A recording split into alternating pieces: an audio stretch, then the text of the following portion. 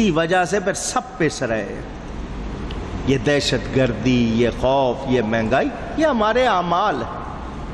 ہم شکوہ کرنے سے پہلے سوچیں ہمارا حال کیا ہے، ہمارا کردار کیا ہے۔ مسلمانوں کے پاس ایمان تھا، کردار تھا۔ غیر اگر مسلمان کے پاس آ جاتا تھا، ان کی عورت آ جاتی تھی، وہ کہتی تھی میں محفوظ ہوں، اب مسلمان کے پاس آ گئی ہوں، اب مجھے کوئی ڈر نہیں۔ یہ اس کردار تھا مسلمان کا۔ اب مسلمان کی اپنی بہن بیٹی خود محفوظ نہیں ہے مسلمانوں سے۔ یہ ہمارا برائی کا حال ہے، سن رہے ہیں، دیکھ رہے ہیں۔ کتنے لوگ ہیں اس کے خلاف بولنے والے، کتنے لوگ ہیں اس کے خلاف اٹھنے والے۔ تباہی آئی ہوئی ہے، کہیں برکت نہیں ہے، کاروبار نہیں ہے، جی امن نہیں ہے، تو کہاں سے آئے گا؟ کوئی بھی تبدیل ہونے کو تیار نہیں، کوئی بھی توبہ کرنے کو تیار نہیں۔ یہ اللہ والے ہیں جن کی برکت سے بچے ہوئے۔ پتہ نہیں کس کی دعائیں ہیں جو ابھی تک ہم پر وہ عذاب نہیں آئے، ورنہ جو حال ہے ہمارا ہمارے سامنے ہے۔ تو ہمیں یاد رکھنا، برائی پہ کتنا خرچ ہو رہا ہے، جھوٹ پہ کتنا، کرپشن کا جو ریشو ہے، میرے خیال آپ نے ساری دنیا کو پیچھے چھوڑ دیا ہے کرپشن میں۔ کیا حکومت اور کیا عوام۔ جب بڑے کھلم کھلا کریں گے تو چھوٹے کیوں چھپ کے کریں گے؟ اب رشوت کو کوئی حرام نہیں سمجھتا، گناہ نہیں سمجھتا، کھلے عام مانگتے ہیں اور لیتے ہوئے شرماتے نہیں ہیں۔ بھلے وہ دواؤں میں خرچ ہو، بھلے وہ وباؤں میں خرچ ہو، لے رہے ہیں۔ رزق حلال نہیں ہے، پھر کہتے ہیں جی برکت کیوں نہیں ہے، امن کیوں نہیں ہے۔ امن ایسے نہیں آتا، مجھے اور آپ کو تبدیل ہونا ہوگا، اور اگر ہم تبدیل نہیں ہوں گے تو پھر یہ ہمارے حالات کوئی جادو کی چھڑی نہیں ہے کسی کے پاس کہ آئے اور امن لے آئے۔ آپ سمجھتے ہیں فوج آ جائے گی، امن آ جائے گا، عدالت حکم دے دے گی، جب آپ بدلیں گے ہی نہیں تو کہاں سے آئے گا؟ ان کا کام تو آپ کو حال بتا دینا، برائی بتا دینا، ہم کو سنبھلنا ہوگا، تبدیلی لانی ہوگی۔ اور طبقات ہیں، ہر طبقے میں اچھے برے لوگ ہوتے ہیں، ان کو دیکھیں، ہر طرف کمرشلائزیشن ہے، ہر چیز کو کاروبار بنا لیا، ہر طرف دیکھیں گے آپ برائی برائی برائی، اور کوئی اس برائی کو برا کہنے کو تیار نہیں ہے۔ جھوٹی گواہی کے لیے 50 مل جائیں گے، سچی گواہی کے لیے کوئی آگے نہیں آتا۔ جرائم کیسے ختم ہوں گے؟ مجرموں کو سزا نہیں دی جا رہی، غور کرنا ہوگا۔ تو ہم لوگوں نے بھلا دیا ہے، اللہ کو یاد کرنا ہے، اللہ کو اٹھتے بیٹھتے چلتے پھرتے یاد رکھنا ہے۔ اللہ ہے، دیکھ رہا ہے، بس یہ احساس ہو گیا تو تبدیلی آنی شروع ہو جائے گی، تبدیلی آنی شروع ہو جائے گی۔ واقعات سنو اللہ والوں کے، ان میں کیسے تبدیلیاں آئیں، کیسے ان میں تبدیلیاں آئیں، اور انہوں نے اس کو کر کے دکھایا اور اچھے بنے۔ ہم سب کو وارننگ مل رہی ہے، انتباہ، خبردار کیا جا رہا ہے، مگر ہم سنبھلتے نہیں۔ اللہ تعالی مجھے اور آپ کو سب کو توفیق دے کہ ہم اللہ سے ڈریں، نماز قائم رکھیں، اور اللہ کے دیے ہوئے میں سے اس کی راہ میں خرچ کریں۔ اللہ تعالیٰ فرماتا ہے وَالْبُدْنَ جَعَلْنَاهَا لَكُم مِّن شَعَائِرِ اللَّهِ، اور قربانی کے ڈیل دار جانور، اونٹ اور گائے، ہم نے تمہارے لیے اللہ کی نشانیوں سے کیے ہیں۔ لَكُمْ فِيهَا خَيْرٌ، تمہارے لیے ان میں بھلائی ہے۔ فَاذْكُرُوا اسْمَ اللَّهِ عَلَيْهَا صَوَافَ، تو ان پر اللہ کا نام لو۔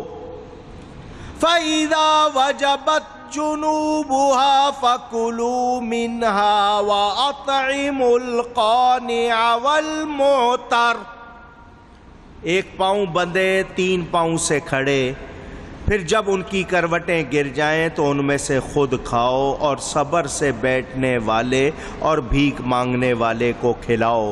کذالک سخرناہا لکم لعلکم تشکرون، ہم نے یوں ہی ان کو تمہارے بس میں دے دیا تاکہ تم احسان مانو۔ بدنا کا لفظ حاجی اور عمرہ کرنے والوں نے سنا ہوگا، قربانی کے بڑے جانور، اونٹ اور گائے، اونٹ اور اونچی گئیے اور اونچی۔ کچھ لوگوں نے یہ بات پھیلائی ہوئی ہے گائے اس کا گھی اور دودھ بہت اچھا ہے، گوشت بیماری ہے، گھی دوا ہے، دودھ شفا ہے، گوشت وبا ہے، کچھ لوگ یہ کہتے ہیں۔ کس نے بنایا ہے؟ اونچی قربانی کے جانوروں میں سے کیا اس کو، اور اللہ فرماتا ہے خود کھاؤ دوسروں کو کھلاؤ۔ اللہ کی مانیں یا ان لوگوں کی مانیں؟ یہ جو آپ مسالے ڈالتے ہیں،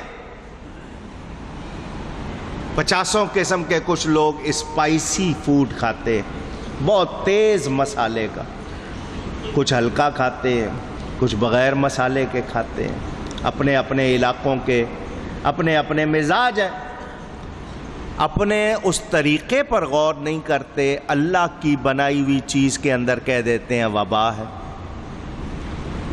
تو گائے کے گوشت کو وبا کہنا یہ درست اونچی نہیں۔ ہاں زیادتی کسی چیز کی، گوشت کی زیادتی اچھی نہیں ہوتی۔ سیزنل ویجیٹیبل، موسمی سبزیاں، سیزنل فروٹس، موسمی پھل ہر شخص کو جتنی بھی گنجائش ہو کھانے چاہیے۔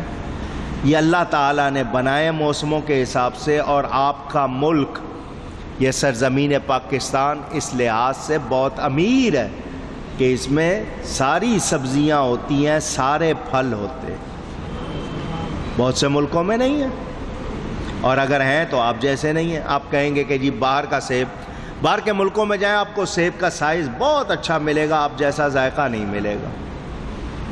یہ کینو، یہ موسمیاں، مالٹے بہت بڑے بڑے سائز کے ملتے ہیں، لیکن ایسا ذائقہ نہیں۔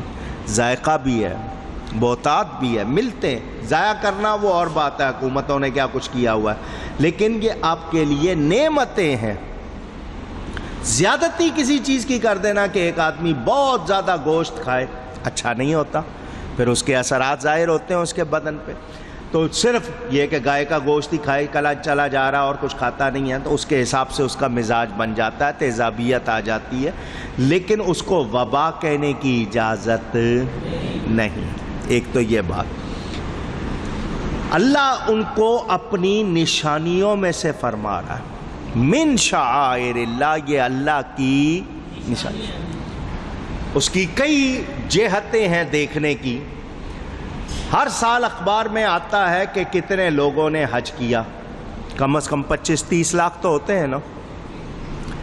25-30 لاکھ میں سے اگر آپ یہ گمان کریں کہ 15 لاکھ بھی قربانی کر رہا ہے، کیونکہ کچھ لوگوں کا حج افراد ہوتا ہے، اس میں قربانی نہیں ہوتی، چلو میں کہتا ہوں 25 لاکھ نہ گنو، 15 لاکھ گن لو، 15 لاکھ آدمی قربانی کر رہا ہے، کوئی ایک کوئی دو، 15 لاکھ جانور اکٹھے ایک جگہ جمع ہونا، کبھی سنا کہ کمی ہوئی؟ پوچھ رہا ہوں، بکرے کم پڑ گئے، دمبے کم پڑ گئے، اونٹ کم پڑ گئے، گائے کم پڑ گئی، کبھی سنا؟ نہیں۔ یہ اللہ کی نشانیوں کی ایک دلیل ہے۔ بات دوسری طرح کروں، ایک جانور گلیوں میں بہت پھرتا ہے، نام لینا پڑے گا نہیں سمجھ آئے گی، کتا کہتے ہیں اس کو۔ وہ کتیا جو بچے دیتی ہے اکٹھے 5-6 دیتی ہے، بکری 1 یا 2، بالعموم ایک یا زیادہ سے زیادہ دو، سال میں دو۔ وہ جو دوسرا ہے وہ اس کے ہاں دیکھیں تو اکٹھے 5-6، اور یہ سال میں 2، اس کو وہ کتا مار مہم میں لوگ مارنے بھی لگ جاتے ہیں۔ بہرحال بکرے روزانہ کتنے ذبح ہوتے ہیں، کتنے کٹتے ہیں، کوئی اندازہ ہے پوری دنیا میں؟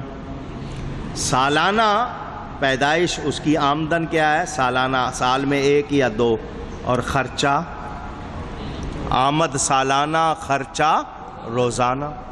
کبھی سنا ہے کم پڑے؟ اونچی کیوں؟ یہ ایک نشانی سمجھنے کے لیے کہ جو قوم اللہ کے نام پر کٹتی ہے کبھی ختم نہیں ہوتی۔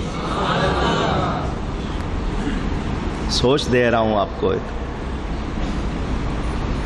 اتنے جانور اکٹھے کبھی نہیں سنا کم پڑ گئے۔ دوسرے جانوروں کو ڈھونڈنا ہو ہیں بھی یا نہیں ہے، اور جی نسل ختم ہو رہی ہے، فلانا ہو رہی۔ ہر سال یہ تو حاجیوں کا روزانہ کتنے ذبح ہوتے ہیں ہمارے کھانے پینے کے لیے، تو یہ اللہ کی نشانیوں میں سے ہے۔ ایک تو یہ بات، دوسری بات یہ کہ وہ حلال کیے گئے، تیسری بات یہ کہ ان کو قربانی کے لیے رکھا گیا۔ تو یہ اللہ کی نشانیاں، اور جب قربانی سے نسبت ہو جائے تو اللہ کی نشانیاں تو جو بندے اللہ کے ہیں، پیارے ہیں اس کے، ان کے بارے میں سوچیں تو یہ قرآن بتا رہا ہے کہ وہ اللہ کی نشانیوں میں سے، قربانی کے اونٹ ہوں، گائے ہوں، اللہ کی نشانیوں میں سے ہیں، ان کا احترام کرو، ان کا احترام کرو، شعائر اللہ ہے۔ 2 مسئلے واضح ہو گئے، ایک یہ کہ گائے بھی قربانی کا جانور ہے اور بدن میں داخل ہے، دوسرے یہ کہ قربانی ہر جگہ ہوتی ہے۔ یہ نہیں کہا جائے گا کہ صرف مکہ معظمہ میں ہے۔ جو لوگ کہتے ہیں صرف حاجیوں پر قربانی ہے، دوسروں پر نہیں ہے، یہ بات بھی ان کی واضح ہو گئی کہ ہر جگہ۔ تیسرے یہ کہ قربانی کی گائے، اونٹ، بکرا لوگ ہار پہنا دیتے ہیں، گوٹا لگا کے سجا دیتے ہیں، مہندی لگا کے رنگ کر دیتے ہیں، یہ سب جائز ہے، کیونکہ یہ ان کو محبت سے کیا جاتا ہے کہ یہ عزت والے ہیں، احترام میں کیا جاتا ہے کہ یہ عام جانور نہیں ہیں۔ تو جو لوگ گائے کی قربانی کا انکار کرتے ہیں یا جو کہتے ہیں صرف مکہ میں ہو، ان کو جواب دیا گیا کہ ایسی بات نہیں ہے۔ صفا اور مروہ اللہ کی نشانیوں میں سے ہیں، حضرت حاجرہ کے قدم کی برکت سے، اور ہدی کا جانور کعبہ معظمہ کی نسبت سے شاعر اللہ ہو گئے، اور شاعر اللہ کی تعظیم اصل ایمان ہے، ایمان کی اصل ہے۔ قربانی کی تعظیم یہ ہوگی اس کو خوب کھلائے پلائیں، اس کا خیال رکھیں، بلا ضرورت اس پہ سوار نہ ہوں، خام خواہ اس کا دودھ نہ پئیں، بعد ذبح اس کا گوشت ادب سے کھائیں، محبت سے کھائیں۔ تو جب نسبت کی ہمیں تعظیم سکھائی جا رہی ہے تو اگر جانور کی نسبت اللہ والوں سے ہو جائے، اس کی تعظیم کی جائے گی، تو اللہ والوں کی کتنی کرنی چاہیے؟ کچھ سمجھ آ رہی ہے؟ اس حوالے سے مزید باتیں انشاءاللہ آئندہ جمعے کریں گے۔ گفتگو میں کوئی غلطی ہوئی ہو اللہ کی بارگاہ میں توبہ کرتا ہوں۔ وآخر دعوانا ان الحمد للہ رب العالمین۔